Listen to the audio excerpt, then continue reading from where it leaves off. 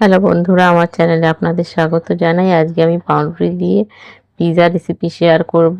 এখানে ছোট ছোট করে পেঁয়াজ কেটে নিয়েছি, 3টি কাঁচা লঙ্কাও কেটে নিয়েছি। এবার এতে লবণ দেব পরিমাণ মতো এবং গোলমরিচ 1/4 চা চামচ দিয়ে দেব। দিয়ে ভালো করে মিক্সড করে নেব। আজকে আমি কোনো সবজি ছাড়াই পিৎজা রেসিপি শেয়ার করব। ইনস্ট্যান্ট পিৎজা রেসিপি বানাবো। 2-4টি ব্রেড নিয়ে নিলাম।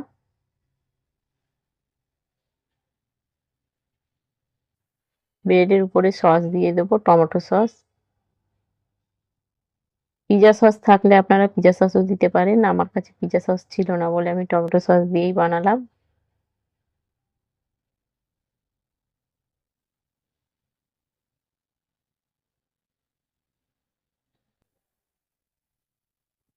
টমেটো সস ভালো করে লাগিয়ে নেবো 4টি ব্রেডে।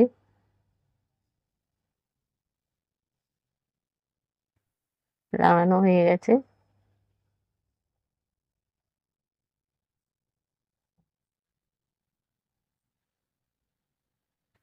এরপর পেঁয়াজ এবং কাঁচা লঙ্কা যেটা মশলা মাখিয়ে রেখেছিলাম, সেটা অল্প অল্প করে ছড়িয়ে দেবো ব্রেডের চারিদিকে। এই পিৎজা রেসিপিটি খেতে দুর্দান্ত লাগে বন্ধুরা, একবার না খেলে বুঝতে পারবেন না। বাড়িতে একবার হলেও এইভাবে ট্রাই করবেন এবং আমার কমেন্টে জানাতে ভুলবেন না কেমন হয়েছে। বন্ধুরা, আমার এই রেসিপিটি যদি ভালো লেগে থাকে তাহলে একটা লাইক দেবেন। পরবর্তী ভিডিও দেখার জন্য আমার চ্যানেলটিকে সাবস্ক্রাইব করবেন, বেল আইকন প্রেস করতে ভুলবেন না। এবারে চিজ দিয়ে দিচ্ছি, চিজ গ্রেটারে গ্রেট করে দিয়ে দিচ্ছি চিজ রুটির উপরে।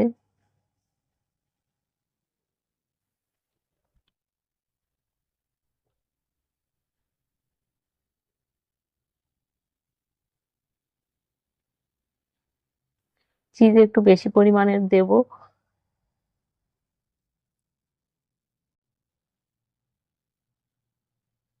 চিজ দেওয়া হয়ে গেছে। এরপর তাওয়াতে হতে দেব।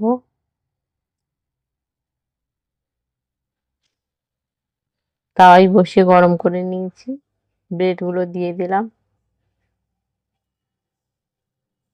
এরপর একটা ঢাকনা চাপা দিয়ে দিতে হবে। অল্প পরিমাণের গোলমরিচ ছড়িয়ে দিচ্ছি ব্রেড গুলোর উপরে। গোলমরিচ সামান্য পরিমাণে ছড়ালাম। এরপর ঢাকনা দিয়ে ঢেকে দেব।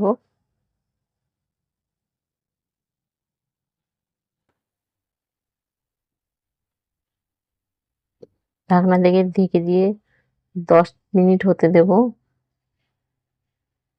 একদম লো ফ্লেমে গ্যাসটা রেখে দিয়েছিলাম। হয়ে গেছে আমার পিৎজা রেসিপি কমপ্লিট পরিবেশনের জন্য। এবার আমি একটা প্লেটে, সার্ভিং প্লেটে তুলে নেব। এরকম খুব সহজেই আপনারা বাড়িতে থাকা উপকরণ দিয়ে পিৎজা বানিয়ে নিতে পারবেন বন্ধুরা। দেখুন আমার পিৎজাটি কত সুন্দর হয়েছে। একটা কেটে দেখিয়ে দেবো আপনাদের।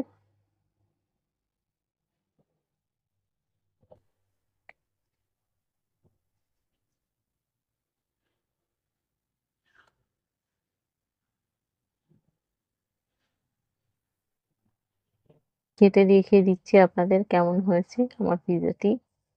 খেতে কিন্তু দুর্দান্ত হয়েছিল বন্ধুরা। আপনারাও এরকম বাড়িতে বানিয়ে খাবেন।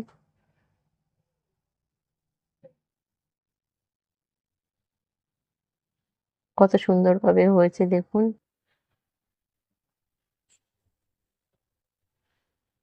তো ভালো থাকবেন, সুস্থ থাকবেন। পরবর্তী ভিডিওতে আবার দেখা হবে। আমার ভিডিওটি দেখার জন্য অসংখ্য ধন্যবাদ।